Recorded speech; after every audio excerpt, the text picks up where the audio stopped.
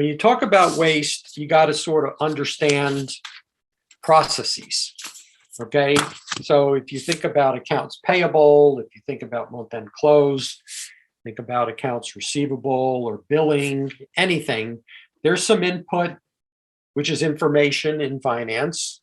And that information goes through a series of process steps, and then the output, which is typically more information. It might be in the form of a transaction, could be in the form of a report. That's how the process works.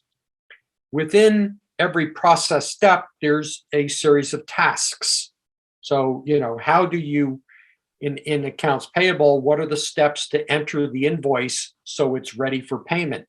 What are the steps, to perform each of the month-end tasks? So here's the thing.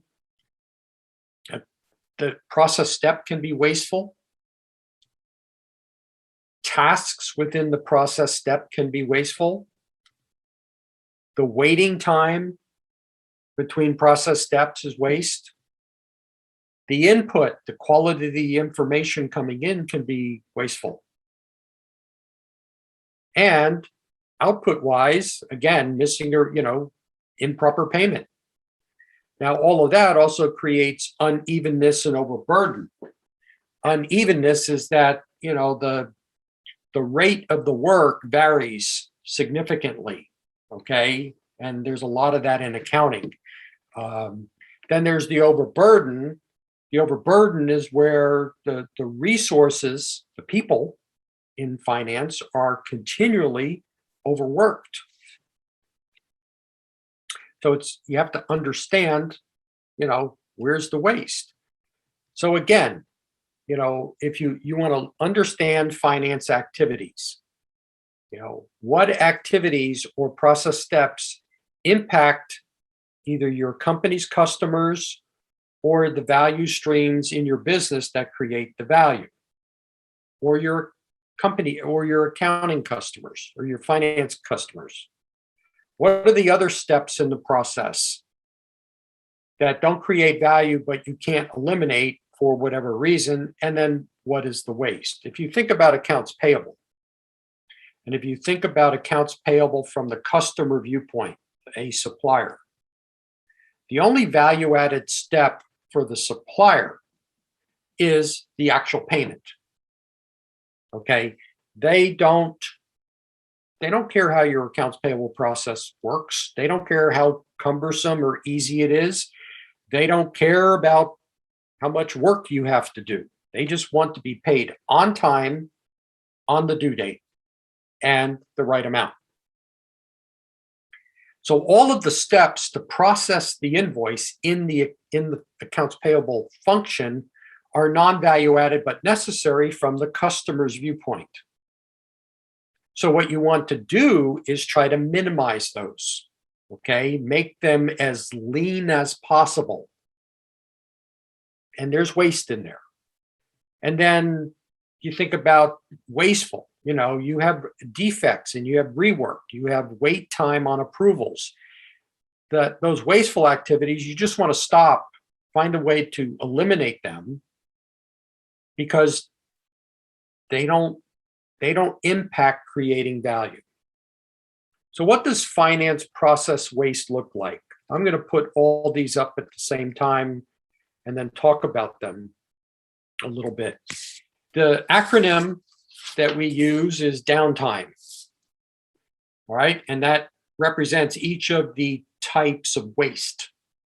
D stands for defects. That's the missing or incorrect or unuseful information, whether it's coming into accounting, whether it happens within whether it comes into finance, whether finance creates it, and like I said, defects are typically the number one waste in finance processes. Overproduction is producing more, sooner, or faster than required by the customer. So here's an example would be, think about sort of your month-end close process and all the financial reports that go out. Do you send out reports internally that maybe your internal customers don't use, or maybe there's too much information in the reports and they just ignore the reports. That's overproduction.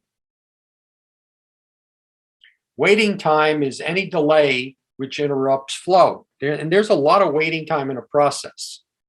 So in accounts payable, if you have an invoice that has to go outside of accounts payable for approval, let's say, that creates waiting time, because you have to wait for the invoice to come back before you can finish processing it. Now, waiting time in accounting is usually not recognized as a waste because, for example, in that invoice example, if I'm in accounts payable and I send an invoice out to be approved, I have plenty of more work to do. So that waiting time, I don't think about. Eventually, I'll get that invoice back. Now, if I get the invoice back and I still have time to process it before it's due, no problem. But, you run into things where the waiting time is too long. Neglect of talent is not utilizing the talents and skills of the employees. Overburdening your finance staff, where they're constantly working overtime. It's just part of their job. Okay, that's neglect of talent. Not taking advantage of features in your current software systems.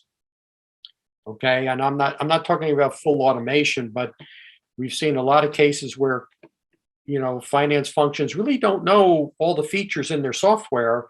And if you just study the software a little bit, you find out that there might be some ways that can relieve some mundane routine tasks that the staff performs.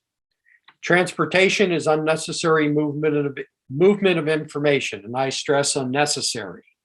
So let's just use approvals as an example. Approvals are a necessary finance control, good business practice.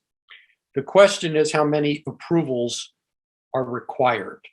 And you can get sort of, if you don't think, a common way that finance tries to improve approvals is you add more approvals. Okay.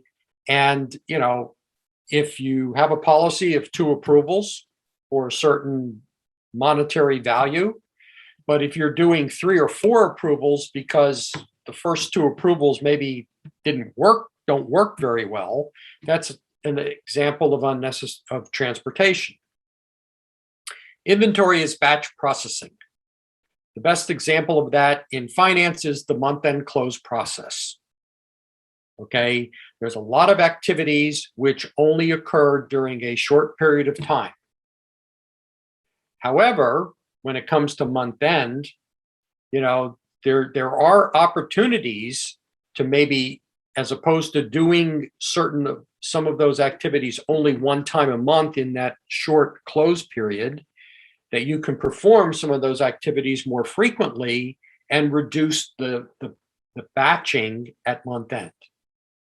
Motion is the unnecessary movement of human people.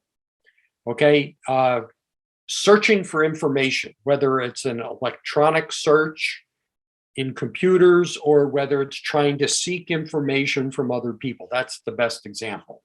There's a lot of unnecessary motion.